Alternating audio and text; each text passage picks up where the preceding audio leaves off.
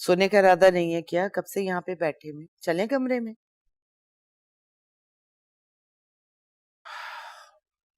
आप जाके सुकून से सो जाएं। आपकी तो दिली ख्वाहिश पूरी हुई है। और आज आपको बड़ी अच्छी नींद आएगी। कर लें जितने तंज करने। ज़ाहिर गलती की है तो बातें तो सुनने को मिलेंगी।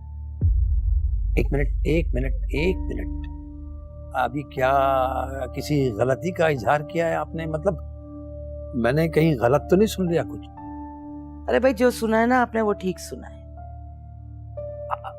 बेगम, हैरत है मुझे कि क्या बोल रही है। तबीयत तो ठीक है तुम्हारी?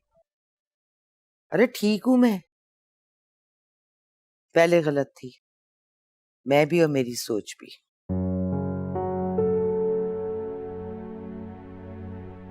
अरे क्यों मुझे हार्ट अटैक करवाने का इरादा है तुम्हारा? बेगम सच सच बताओ, क्या चक्कर है? अरे कोई चक्कर नहीं है, सीधी बात है, मुझे अपनी गलती का एहसास हो गया बस। ओह, चलो तुमने कहा, मैंने मान लिया। वो तो मुझे पता है कि आपने कभी मेरी बात नहीं माननी।